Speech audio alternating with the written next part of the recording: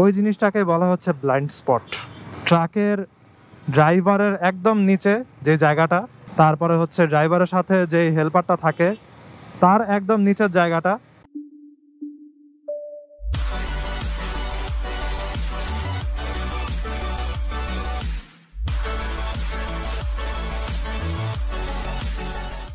এই what is going on.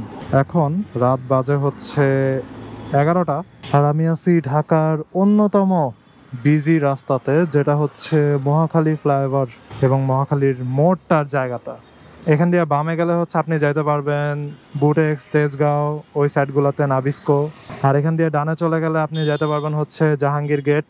You turn মেরে আপনি ফ্লাইওভারের উপর উঠতে পারবেন, অথবা হচ্ছে ইউ টার্ন মেরে এই রাস্তা দিয়ে ঢুকতে পারবেন। অনেকগুলো রাস্তা একসাথে মিলিত হয়েছে এই জায়গাতে। Let's go. রাতের রাস্তা অনেক ডেঞ্জারাস, কোথাও বেশিক্ষণ দাঁড়ানো উচিত না। কেউ একজন হঠাৎ করে আয়সা বলবে, ভাই দেখেন তো এই ঠিকানাটা কোন জায়গায়, তারপরে মারবে এক টোকা, শেষ, কাহিনী ওইখানেই খতম। রেল ক্রসিং পার হয়ে গেলাম, মোটরসাইকেলের ঘড়িতে বাজে হচ্ছে রাত 11টা 6, আর আমি ফ্লাইওভারের নিচে দিয়ে রাইড করে যাইতেছি। এখন আমি আছি এসকেএস টাওয়ারের সামনে।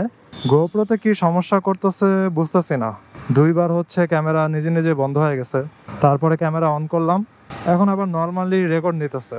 কাহিনী বুঝলাম না। গোপ্রো 13-এও যদি সমস্যা করে, গোপ্রো আবার অফ হয়ে গেল, বুঝলাম না কাহিনী কি।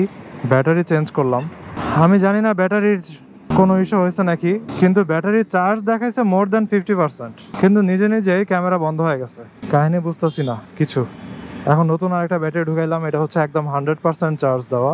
দেখি এখন আবার ক্যামেরা অফ হয় নাকি। যাচ্ছি বিজয় সরণির দিকে, জাহাঙ্গীর গেট পার হইলাম মাত্র। ওই দেখেন, এরকম রাস্তাতেও ব্যাটারি রিক্সাগুলো রাস্তার একদম মাঝখান দিয়ে চলতেছে। এত প্রেসারের ভিতরে, এত ট্রাফিকের ভিতরে এদের মাঝখান দিয়ে তারপরও চলা লাগবে। জোস। অনেক রাত হওয়াতে এখন পর্যন্ত তেমন একটা ট্রাফিক পাই নাই, বাট বিজয় সরণিতে পাওয়া লাগতে পারে। রাতের রাস্তা অনেক বিপজ্জনক, অনেক সাবধানে রাইড করা লাগে।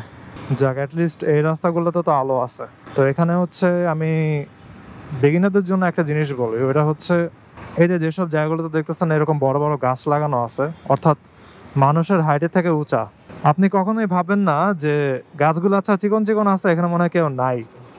দূরের থেকে এটা পুরো একটা ইলিউশনের মতো দেখা যায়। দেখবেন যে এখানে কেউ না কেউ একজন দাঁড়ায় আছে পার হওয়ার জন্য, হঠাৎ করে দৌড় দিচ্ছে। আমি এরকম মাঝে মাঝে ফেস করছি। আবার যে জিনিসটা হয়, এই যে ঝোপঝাড়গুলো আছে, এগুলোর সাইডে বাচ্চা পোলাপানরা বসে থাকে যারা এখানে ফুল টুল বিক্রি করে। ওরা অনেক সময় খেলতে খেলতে হঠাৎ করে সাইড দিয়ে পড়ে যায়। আর কি ঢাকার রাস্তাতে 2 বছরেও আমার বডিতে কোনো ইনজুরি অথবা আমার মোটরসাইকেলের উপরে মেজর কোনো ড্যামেজ কখনো পড়ে নাই, এই একটা কারণে যে আমি খালি রাস্তা দেখেই উড়াধুরা টান মারি নাই। আমি নিজের মনে করেন যেটারে বলে অ্যাড্রেনালিন হরমোন, ওইটারে কন্ট্রোলে রাখছি। একটা বড় ট্রাকের পাশে আছি, এবং যেহেতু রাতের অন্ধকার আর আমার মোটরসাইকেলের আলো হচ্ছে এই ট্রাকের তুলনায় অনেক ক্ষুদ্র, অথবা অন্যান্য গাড়ির ফগ লাইট, হ্যাজার্ড লাইট যেটাই বলেন না কেন, ওইটার তুলনায় আমার মোটরসাইকেলের আলো অনেক ক্ষুদ্র। তাই আমাকে অনেক সময় তারা দেখতেই পাবে না, অনেক সময় তারা খেয়ালই করবে না যে কেউ একজন আছে। ওই জিনিসটাকে বলা হচ্ছে ব্লাইন্ড স্পট। ট্রাকের ড্রাইভারের একদম নিচে যে জায়গাটা, তারপরে হচ্ছে ড্রাইভারের সাথে যে হেল্পারটা থাকে তার একদম নিচের জায়গাটা, এবং ট্রাকের পিছনের যে 2টা কর্নার আছে, ওই কর্নারের একদম নিচে লাগানো জায়গাটা, এই জায়গাগুলোতে ড্রাইভার অনেক সময় বুঝতেই পারে না যে কেউ আছে নাকি নাই। আরেকটা হচ্ছে ট্রাকের পিছনের জায়গাটা। সো ট্রাক যেহেতু অনেক উঁচা, আর ট্রাকের তো মনে করেন এই গাড়িগুলোর মতো হচ্ছে মডার্ন ক্যামেরা নাই পিছনে। এই যে গাড়ির যে নাম্বার প্লেটটা দেখতেছেন না, এটার উপরে দেখবেন একটা কালো ছোট্ট জিনিস আছে, ওটা কিন্তু ক্যামেরা। ওইটা দিয়ে তারা দেখতে পায় যে পিছনে কিছু আছে নাকি নাই। এবং শুধুমাত্র এই কাজে তারা এটা লাগায় না, আরও একটা কাজে তারা এটা ইউজ করে, ওইটা হচ্ছে পার্কিং করার জন্য। তো পার্কিং করার সময় পিছনে দেখতে পায় যে আসলে কিছু আছে নাকি নাই, তখন একদম প্রিসাইজলি পার্কিং করতে পারে আর কি। যাই হোক, এই ব্লাইন্ড স্পট ট্রাক ড্রাইভাররা কিন্তু খেয়াল করে না। তো জিনিসটা হচ্ছে হাই স্পিডে অথবা ওভারটেক করার সময় ওই ব্লাইন্ড স্পট দিয়ে ভুলেও রাইড করেন না, অথবা একটা বড় ভেহিকেল, সেটা ট্রাক হোক যেটাই হোক, ওইটার ব্লাইন্ড স্পটের নিচে দিয়ে কয়েক সেকেন্ডের বেশি সময় থাকাই উচিত না। কারণ যে কোনো সময় যে কোনো কিছু হতে পারে, ওই ট্রাক ড্রাইভার দেখতেই পাবে না, তার চোখেই পড়বে না যে এত বড় কিছু একটা হয়েছে অথবা কেউ একজন এখানে আছে। বাস এই জায়গাতে নষ্ট হইলো, খুবই আনফর্চুনেট। যদিও বাসগুলার ফিটনেস মান্দাতা আমলের বাসগুলার মতো, বাসগুলা হইতেছে কাইন্ড অফ এরকম যে শুরু করলাম প্রভুর নামে, চলতেছে চলুক, চলছে গাড়ি যাত্রাবাড়ি, এরকম হইতেছে বাসগুলোর অবস্থা। ফিটনেসের এফও নাই, লাইট নাই, কিচ্ছু নাই, এভাবে তারা চলতেছে যতদিন পারা যায় আর কি, যতদিন ধরে ভাড়া উঠানো যায়। সো যেটা বলতেছিলাম, ব্লাইন্ড স্পট আসলে শুধুমাত্র রাতের বেলা না, দিনের বেলাতেও কার্যকর। দিনের বেলাতেও ট্রাক ড্রাইভার ওই জায়গাগুলো দেখে না, কিন্তু রাতের বেলা আরো বেশি পরিমাণে ভয়ঙ্কর হয়ে ওঠে ওই জায়গাগুলা।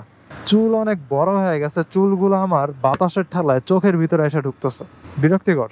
বাতাসে উড়ে উড়ে চোখের ভিতরে চুল এসে ঢুকতেছে। এই রে, গাড়ি আর বাসের লাগছে কিরে ভাই। আমি এখন মনে করেন যে জায়গাতে যাই না কেন, ডেইলি প্রত্যেক রাইডেই কিছু না কিছু দেখবই, কোনো না কোনো ঝামেলা হবে। আরেকটা জিনিস, মগবাজার টকবাজার হাতে ছিল, ওইদিকে রাস্তাতে এক্সেসিভ লেভেলের জ্যাম ছিল। কারণটা হচ্ছে আগুন লাগছে বেইলি রোডে, এবং আমি নিজেও এটার খবর এখনো পুরোপুরিভাবে জানি না যে কোনো হতাহত হয়েছে নাকি। তবে একটা ভিডিও দেখছিলাম যে ধাম করে ব্লাস্ট হওয়ার সাউন্ড হয়েছে। তো এখানে কি ব্লাস্ট হয়েছে জানি না, তবে এত জোরে ব্লাস্ট হওয়ার সাউন্ড হয়েছে, আশেপাশে কেউ থাকলে কিন্তু বিশাল বড় ক্যাজুয়ালিটি হয়ে যাবে। আশা করি কারোর জন্য কোনো ক্ষতি না হোক। বাট বেইলি রোডে আগের বছরই নাকি তার আগের বছরে একটা কাহিনী হইলো, আপনারা সবাই জানেন। ওরে ভাগ্য ভালো, আমি তো গাড়িটারে দেখছিলাম, আমি তো ডানে ইন্ডিকেটর দিয়ে খালি যাইতাছি, দেখছেন, কথা বলতে বলতে মিররের দিকে খেয়াল রাখি নাই। আরেকটা জিনিস, সাইডের গাড়িটা কোনো হর্নও দেয় নাই। আমি যে অনেকক্ষণ ধরে ডানে ইন্ডিকেটর দিয়ে রাখছি, ওর তো একটু স্লো করা উচিত ছিল যে মোটরসাইকেলটা যাইতে দেই। আর ও কিন্তু ঠিকই ডান দিকের লেন দখল করে চালাইতেছিল। ডান দিকের লেন কাদের জন্য? যারা মনে করেন ডানে ইউ টার্ন নেবে অথবা রাইট টার্ন নেবে তাদের জন্য। যাই হোক, বেইলি রোডের রেস্টুরেন্ট সুলতানস ডাইন নাকি কাচ্চি ভাই, ভুলে গেছি আমি। অনেকগুলো রেস্টুরেন্টে ছিল একটা বিল্ডিংয়ে, এবং ওইখানে আগুনে পড়ে অনেকে মারা গেছিল। এবং ওই ঘটনার পরে মানুষদের মধ্যে একটা অ্যাওয়ারনেস আসছিল যে বাংলাদেশে বিল্ডিংয়ের মধ্যে রেস্টুরেন্ট আর রেস্টুরেন্ট খালি, কিন্তু ওইখানে সেফটি এক্সিট বলতে কি কিছু আছে? আর যে সেফটি এক্সিট, ওটা শুধুমাত্র নামে সেফটি এক্সিট। কারণটা কি? যে সিঁড়ির ভিতরে তারা সিলিন্ডার দিয়ে রাখছে। এই হচ্ছে অবস্থা। অর্থাৎ সিঁড়ি দিয়ে আপনি নামতে যাবেন, ওইখানে দেখবেন যে আগুন ধরা ব্লাস্ট হয়ে গেছে আর কি। এরপরে কয়েক মাস ধরে হচ্ছে অনেক মনিটরিং হয়েছে, বিভিন্ন বিল্ডিং বন্ধ করে দেওয়া হয়েছে। ধানমন্ডিরও একটা বন্ধ করে দেওয়া হয়েছিল, মোস্টলি কেবি স্কোয়ার, ভুলে গেছি আমি। এরপরে হচ্ছে আবার সব রেস্টুরেন্ট আস্তে আস্তে চালু হইলো। আমার মনে হয় 50%ও হবে না যারা এই জিনিসগুলো ফলো করে নিজেদেরকে আবার ফিক্স করছে। তো মানুষেরা লাভের জন্য ওই দেখছেন রাস্তার মাঝখানে কেমনে ধাম করে সে পার করে চলে গেল। আর এই যে দেখছেন আমার সাথে কিন্তু গাড়ি আসতেছে, ওই রিক্সাটারে দেখে গাড়ি স্লো করছে, নাহলে রিক্সাটারে তো উড়ায় দিত। যাই হোক, একটা নাইট রাইড দিলাম এবং কিছু রিস্কি জায়গা, ব্লাইন্ড স্পট এবং হচ্ছে একটা অথবা দুইটা টিপস শেয়ার করলাম। বিগিনার রাইডারদের জন্য night ride specially I guess এই জিনিসগুলো লাভবান হইতে পারে। আরেকটা জিনিস হচ্ছে, বৃহস্পতিবার রাত যদি হয় তাহলে আপনি যদি বিগিনার রাইডার হন, বড়সড় রাস্তাতে যায়েন না। কারণ যেটা দেখতে পাই আমরা, ওটা হচ্ছে বৃহস্পতিবার রাতে উড়া ধুরা কার ড্রাইভিং অথবা কার রেসিং, ড্র্যাগ রেসিং, এরকম জিনিস এর কথা শোনা যায়, দেখা যায়। এবং প্রত্যেক বৃহস্পতিবার রাত পুরা ঢাকায় মিনিমাম 2-3-4টা অ্যাক্সিডেন্টের ঘটনা শোনা যায়। যাক, সাবধানে থাকেন। I hope you guys like this video, and if you are watching me for the first time, you can kindly subscribe. তো see you next round. সব ভালো সাবধানে রাইড করেন, tata. I wake up to a little bit of drool on my pillow, feel like it's gonna be a bad day. Yeah, I'm tired of shit, and the coffee ain't hit yet, damn ain't that great. I don't wanna go to work, cause my boss is a jerk, and I'm not even that paid. I need a change in my life, cause I don't feel alive, and there's nothing that makes me happy.